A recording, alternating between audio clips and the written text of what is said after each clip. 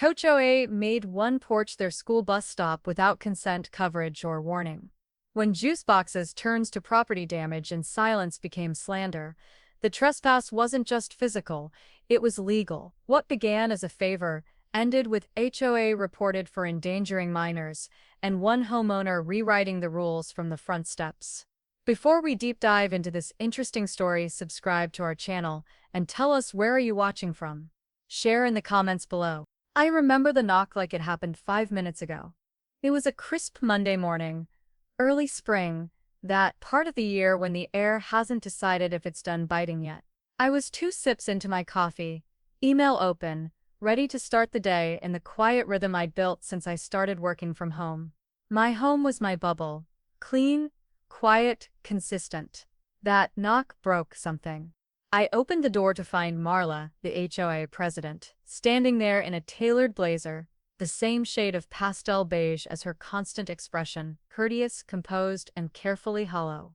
I didn't dislike Marla, didn't know her well enough to. She had a reputation, though, the kind of woman who remembered every bylaw by heart, but couldn't remember your dog's name, even after 5 years.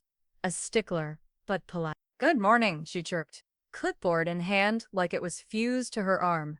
"I hope I'm not disturbing anything." I told her she wasn't, even though she had.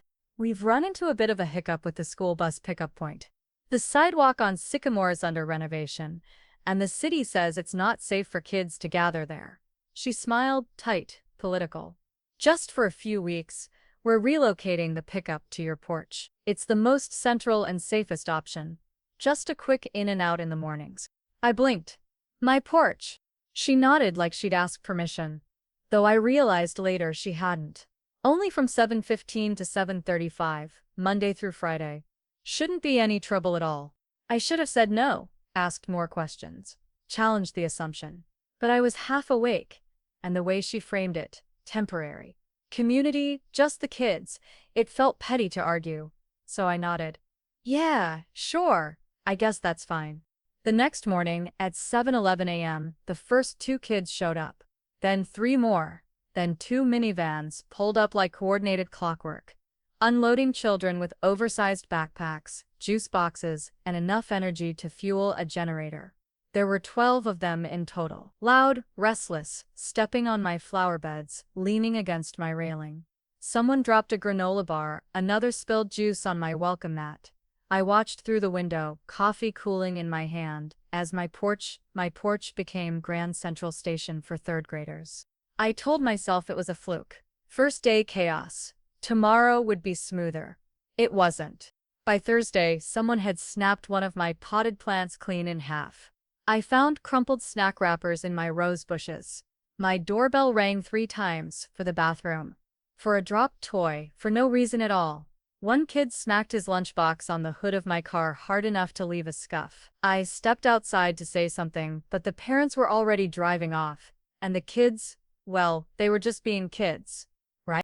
By week 2, I wasn't even using the front door anymore. I called Marla. Voicemail. I sent an email. No reply. So I cornered her during her afternoon walk.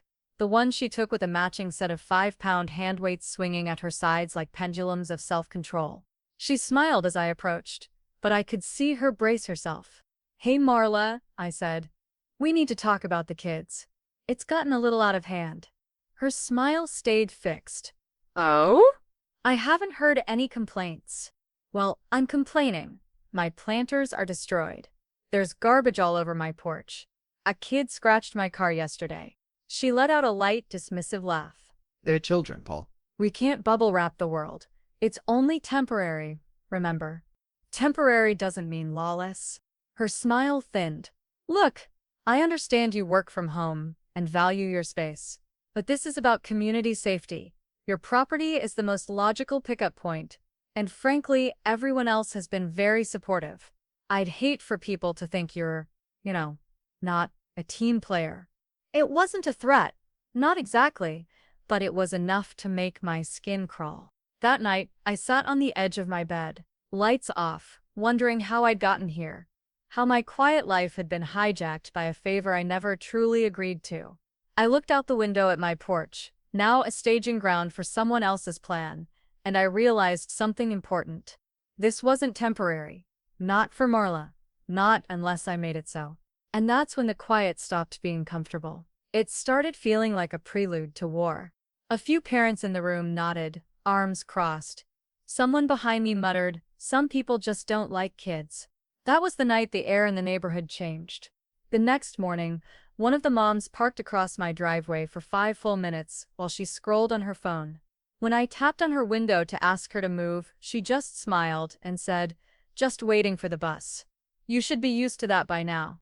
Later, I caught a child picking flowers from my backyard. Not front, backyard. I asked him gently, "I swear to leave them be." An hour later, the same mom posted in the community Facebook group, "Just a heads up, parents. Some residents are yelling at our kids. Be careful." By nightfall, my name might as well have been child hater in chief. That's when it hit me. This wasn't about bus stops anymore. It wasn't even about the kids. This was about control, about power. And Marla wasn't just improvising. There was intent behind this. Something about my home, my spot on this block. It mattered to her more than she was letting on. But I wasn't going to find out why by staying polite. That part of the game was over. The day a child wandered into my living room was the day I snapped. I don't know what I was doing at the moment. It happened. Checking my calendar, brewing tea, something mundane, but I remember the sound that shattered it. The unmistakable creak of my front door swinging open, followed by the soft thud of sneakers on hardwood. At first, I thought it was a delivery person. Maybe the mail carrier stepped inside by mistake. But when I turned the corner from the hallway, I froze. There, standing in the middle of my living room, was a kid. Maybe 7. Blonde hair, striped backpack. Looking around like he'd just entered a convenience store. "Hey," I said, trying not to startle him. "What are you doing in here?" He looked at me wide-eyed. "I had to pee." I blinked. "Where are your parents?" He shrugged. I walked him to the door and, in the calmest voice I could muster, said, "I can't let you inside. If you need to go, you should tell your mom or dad, okay?" He nodded and walked off like it was nothing. Like it hadn't meant anything. But it had meant everything to me. Because that was the moment the boundaries shattered completely. It wasn't just rappers, or broken planters, or disrespect anymore. It was invasion. A kid had walked into my house like it belonged to everyone else. I checked the lock. My fault. I'd forgotten to bolt it after taking the trash out. But my mistake didn't justify what came next. The very next morning, I noticed cars parked along the curb earlier than usual. Kids arrived in clusters, but there was no noise, no running around, just a strange, too quiet energy. I watched from behind my curtains as parents huddled in small groups, whispering, casting glances at my house. Something was wrong. Later that day, a neighbor I barely knew messaged me through the neighborhood app. "Hey, just so you know, there was a community meeting this morning. Marla said you yelled at a kid and made him feel unsafe." I didn't even get an invitation to defend myself. Apparently, Marla had called an emergency meeting to discuss community safety, where she made it seem like I had aggressively confronted a child who needed help. She didn't say he'd entered my home. Didn't mention the unlocked door, just that I'd intimidated him and caused concern. And like that, I became the story. The next 48 hours were a haze of cold shoulders and closed doors. One neighbor who used to wave every morning now turned her head when I passed. Another, whose dog I once helped find, posted a vague status online about people who don't belong in family neighborhoods. I knew it was about me. I emailed the HOA board immediately. A child entered my home uninvited. I escorted him out safely and respectfully. I would like this incident properly documented and addressed. No reply. So I sent another, then a third. Nothing. That's when I stopped playing defense. If they wanted to twist facts and push me into a corner, fine. But they'd overlooked one very important detail. Allowing unsupervised minors to trespass on private property isn't just a moral issue. It's a legal one. I made a call to a local attorney. Just a consultation. Nothing formal. But it gave me clarity. I learned the HOA had a legal duty to avoid creating situations that placed residents or their property at risk. And by rerouting a group of minors to my property without formal written consent, they had crossed a very clear line. I drafted a formal letter, concise, factual, neutral in tone, but laced with legal precision. I outlined the incident, included photos of prior property damage, and emphasized that a minor had entered my home, unsupervised, as a result of the HOA's unauthorized use of my property. I made it clear that any further use of my porch for pickup would be considered trespassing, and any incidents arising from this arrangement would be documented and pursued legally. I CC'd every board member, and I sent it certified. I didn't want to be the guy who fought kids or wagged a legal finger at a community. But I also wasn't going to sit back while my home became a convenience stop for someone else's politics. Let them think I was the villain. I didn't need their approval. I needed my home back. And I was just getting started. One certified letter changed the tone, just not in the way I hoped. The green slip from the post office was my olive branch and my battle cry all in one. I sent the letter certified, not because I didn't trust Marla to read it, but because I didn't trust her to acknowledge it without proof of receipt. It was drafted with the help of a legal template I found online, reviewed by a friend of a friend who once worked property law. Professional, direct, and deliberately stripped of emotion.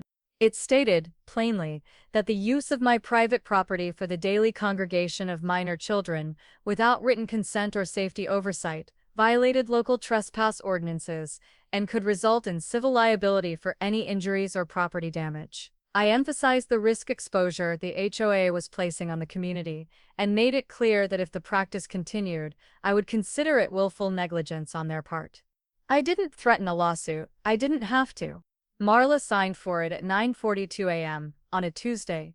By Wednesday morning, the kids were gone. Just gone. No scattered juice boxes.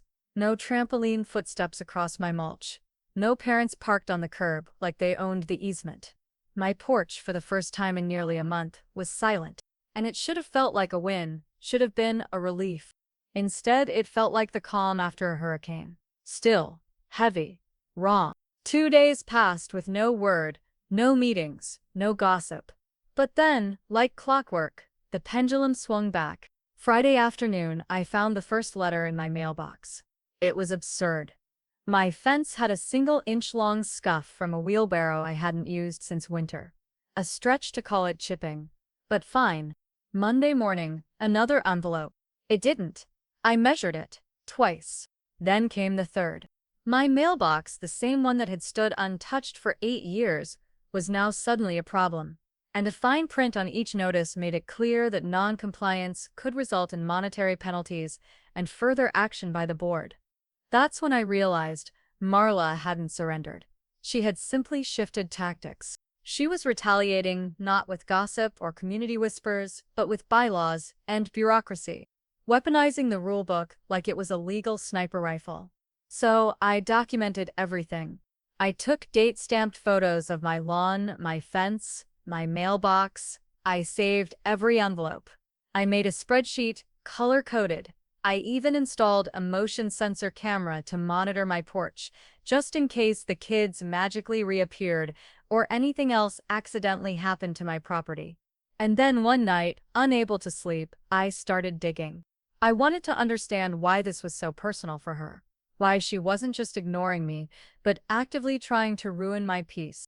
There had to be more to this than some neighborhood vendetta. It didn't take long to find it. Buried in the county's online property records, linked through the HOA's own business registry, was a detail I hadn't noticed before.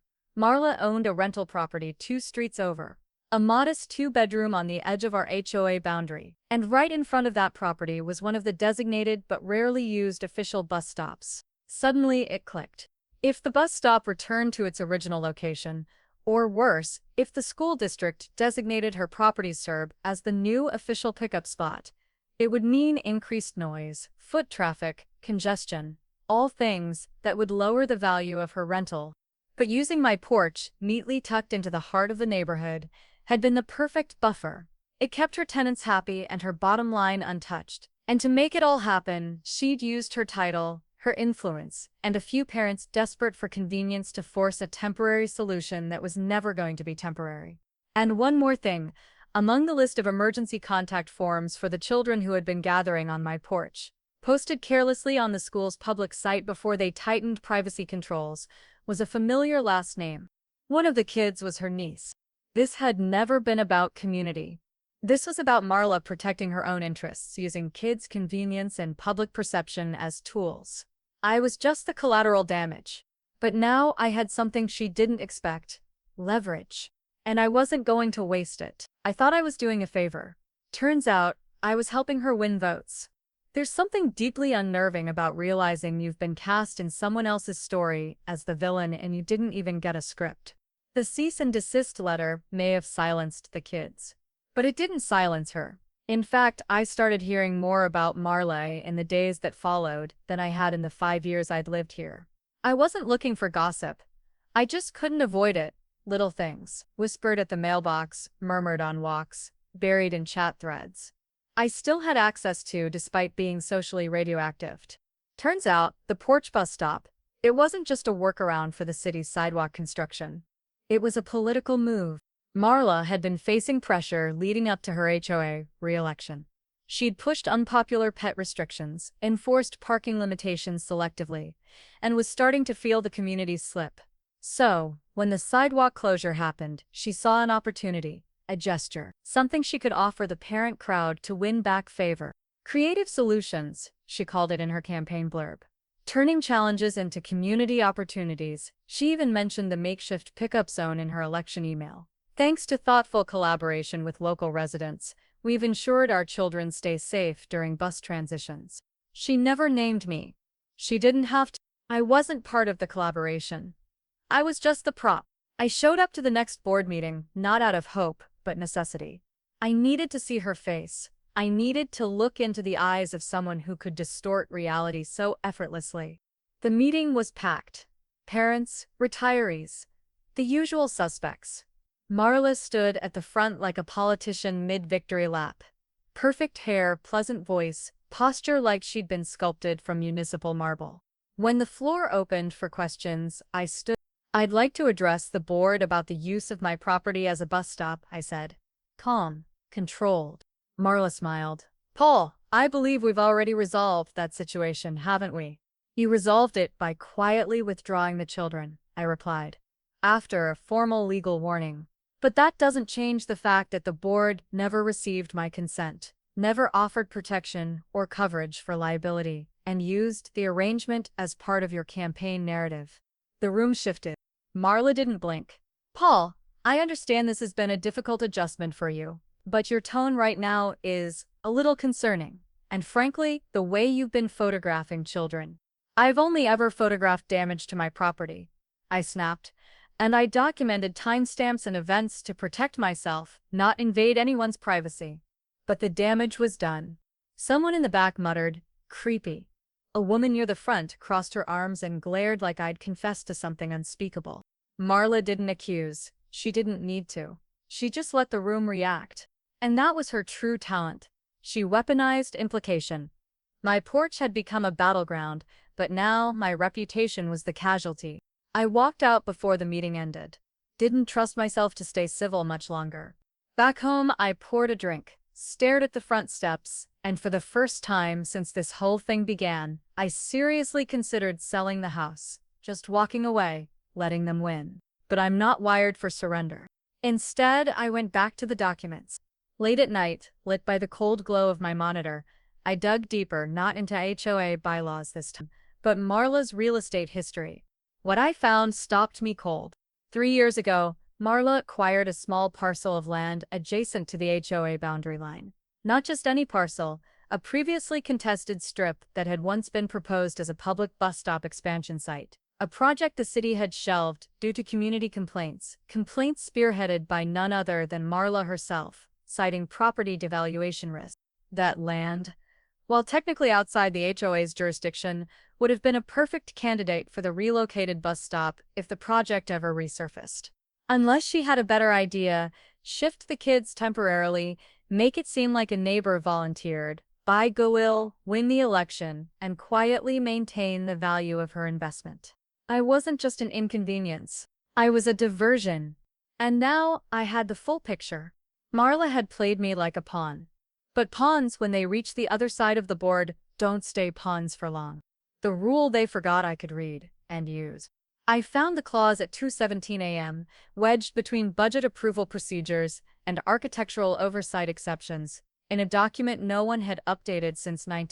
It was dry, buried, and easy to miss. But it was there. Section 843, Special Motion Initiation by Homeowners. If a minimum of 30% of HOA members sign a formal petition requesting a vote on an existing decision, policy, or appointment, the board is obligated to convene a special session within 14 business days to address the petition's contents. In simpler terms, if I could get about 38 households to support me, I could force a formal vote on any HOA decision, including who gets to sit in the president's chair. The idea of removing Marla had felt impossible just days before. She was too entrenched, too polite, too sharp, too skilled at shifting blame and muddying motives. But now, with this clause in hand, I didn't need to convince the entire neighborhood I was right. I just needed enough people to want her gone more than they feared siding with me. Still, I couldn't just knock on doors and expect open arms. I was the unstable guy, the child hater, the man who allegedly took photos of innocent kids and scared them off a porch. So I changed tactics. I didn't knock. I didn't argue. I didn't ask for sympathy. Instead, I designed a quiet campaign. I built a clean, calm, fact-based packet. 3 pages. Page 1, a timeline, dates, events, HOA decisions, all sourced from meeting records and email correspondence. Page 2, photos of damage to my property, HOA violation letters I'd received, and a scan of my cease and desist letter to Marla. Page 3, the clause itself, highlighted, underlined, annotated in plain English. No finger-pointing, no inflammatory language, just the truth, laid bare. Then I spent an entire Sunday sliding one packet into every mailbox in the neighborhood. No notes, no signature, just information. The silence afterward was maddening. But on Wednesday, the first ripple came. An envelope appeared in my own mailbox, unsigned but typed. "Thank you for explaining things. I didn't know. Please don't give up." Then on Friday, I overheard 2 women at the dog park whispering about the clause. One of them was holding the packet in her hand like it was radioactive. By the end of the week, I'd received 3 emails. One was from a dad who said his daughter was one of the kids who used to wait on my porch. He apologized for how she'd behaved and how he'd let Marla speak for all of us. Another woman, Linda, who lived 3 houses down, invited me to her back patio to talk. She told me she'd always had a weird feeling about the way Marla handled things, but hadn't known how to speak up without becoming the next target. Then came the tipping point. A man named Robert, silver hair, sharp eyes, knocked on my door. Former HOA board member. Retired 3 years ago, after what he called too many battles, not enough wins. He shook my hand and said, "You're not wrong about her. Marla's done this before. Quiet deals, off-record votes. She spins it in public and steamrolls it in private." He helped me draw up the petition. I didn't ask for endorsements. I asked for a fair process. We included language that was neutral and focused on transparency. We, the undersigned, request a special vote to evaluate the current leadership and decision-making practices of the HOA board, as provided in Clause 8. In 2 weeks, I had 42 signatures. Marla had ruled by silence and social leverage. But I had found a crack in the wall. A rule no one had used in decades. A rule she had probably forgotten even existed. I turned in the petition during business hours, hand-delivered to the HOA office, and watched the receptionist's expression shift from robotic pleasantry to nervous surprise. The countdown had started. For the first time in weeks, I didn't feel alone or powerless. I felt aligned with something true, something fair. This wasn't about revenge anymore. It was about balance. And the scale was finally beginning to tilt. Once one person spoke up, it was like a dam broke. It started with Greg. Middle-aged, soft-spoken, the kind of guy you'd see grilling in his backyard every Saturday. Nodding politely but never saying much. He showed up at my door with a 6-pack of root beer and an apology. "I didn't know how to bring this up," he said, scratching the back of his neck. "But you're not the only one Marla's pulled into something without asking." He stepped inside, sat at my kitchen table, and unfolded a memory that had clearly been weighing on him. 2 years ago, Marla had approached him to propose a pet restriction ordinance, a move she claimed would keep the neighborhood cleaner and reduce liability. Greg, who owned the only house with an unfenced yard at the time, wasn't thrilled but didn't resist. She made it sound like a formality. But when the policy passed, it wasn't evenly enforced. 3 families, coincidentally the ones who had openly disagreed with her on landscaping policies, got fined repeatedly. Others, not a word. She told me it was temporary, Greg said. Just like she told you. His voice dropped. She told me if I supported it, she'd make sure the board didn't come after me for the shed I built too close to the fence line. Said it was just easier that way. I nodded. I didn't need to ask if the shed was still standing. It was. Word travels fast in a neighborhood, especially when people feel like the ice is starting to thaw. Within days, I was hearing from others, quietly at first.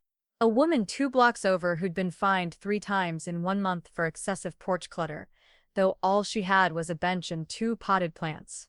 A young couple who were told they couldn't paint their shutters blue because it violated the HOA's aesthetic tone, even though Marla had green ones installed just 6 months later. A retired man who said he'd been warned not to report a water drainage issue because it might lower property values, which, as he later learned, would have affected the appraisal of a property Marla had just listed for sale. Each story was a puzzle piece. On its own, subtle, questionable, but deniable. Together, they painted a picture of someone curating control under the guise of order. Someone started a second petition, not just to challenge the porch pickup, but to demand a full audit of HOA decisions and financial allocations for the past 5 years. The language was careful, almost clinical. This request seeks transparency and accountability in line with the HOA's fiduciary responsibilities. Marla's response came swiftly, and just as I'd expected, an email went out to the entire community. A classic Marla piece. Warm but sterile, spinning the growing dissent as a miscommunication driven by unfortunate personal grievances. She wrote about maintaining unity and discouraging gossip, then slipped in the line that made my blood run cold. It's disappointing when neighbors choose to escalate rather than collaborate, especially those with known histories of emotional instability and disruptive behavior. No name, no direct accusation, but everyone knew who she meant. And this time, it didn't work. Instead of retreating, people got angry. The next morning, I opened my door to find a folded note on my porch, scribbled in neat handwriting. Don't let her do this to you. We're with you. Tell us what's next. Later that day, 3 neighbors knocked together. They didn't want gossip. They wanted instructions. Where do we sign? One of them asked. What's the next step? For the first time since this whole nightmare began, I didn't feel like a man screaming into the wind. I felt like someone people were ready to follow. The community wasn't just cracking, it was waking up, and Marla knew it. She started walking the block again, this time not smiling, just watching, measuring, calculating how much ground she'd lost. But I wasn't interested in her posture anymore. I was building something stronger than fear, momentum. And momentum, once it starts moving, is almost impossible to stop. On the day of the vote, she smiled like she'd already won. The room smelled faintly of coffee, sweat, and printer toner. It was standing room only. Every folding chair filled. Every side wall lined with crossed arms and furrowed brows. The community center hadn't seen a turnout like this in years. Marla stood at the front, composed as ever, her signature blazer pressed and pearl earrings glinting under the fluorescent lights. You'd think she was preparing for a real estate seminar, not a referendum on her leadership. She scanned the room like a hostess about to welcome guests, then gave me a smile that was all cheek and no warmth. She thought she still had them. The meeting began with the usual preamble, minutes approved, attendance counted. Then came the special item on the agenda. Motion to hold a no-confidence vote regarding the current HOA board president, effective immediately per homeowner petitionet. The room shifted. Tension drew tight like piano wire. Marla took the podium first. Of course she did. She opened with grace.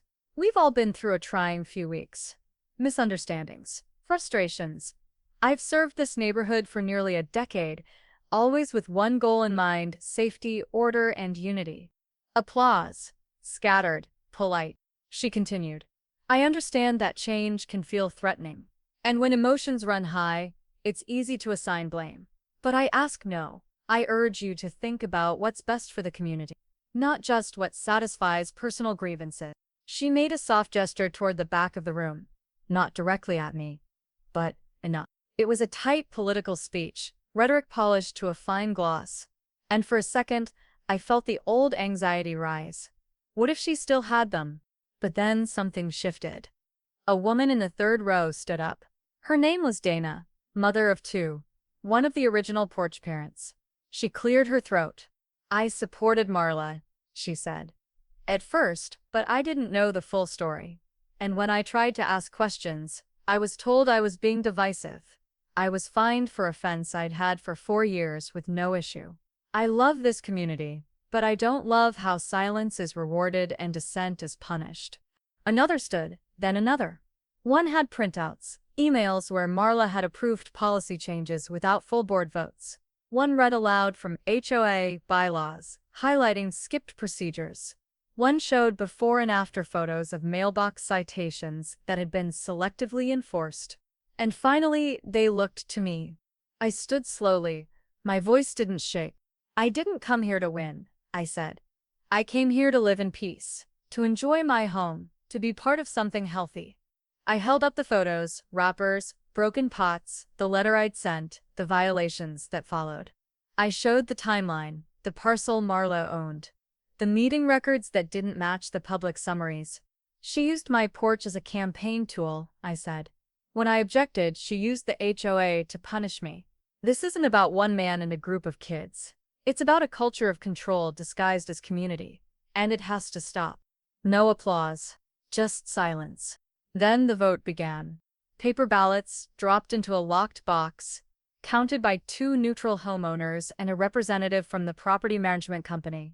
It took 13 minutes. When the results were read aloud, the air snapped like static. Motion passed.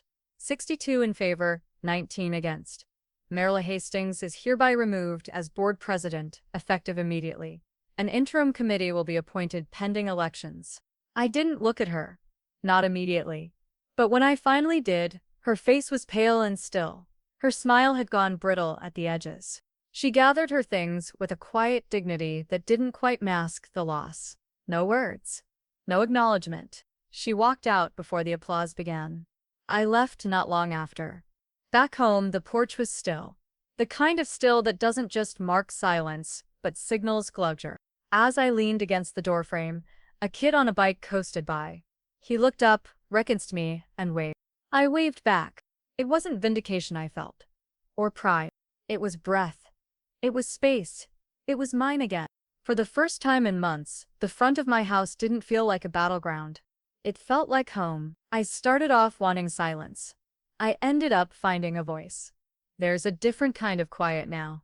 Not the kind that comes from people avoiding you. Not the hush of closed blinds and murmured conversations as you pass. No, this is earned quiet. The kind that comes after a storm.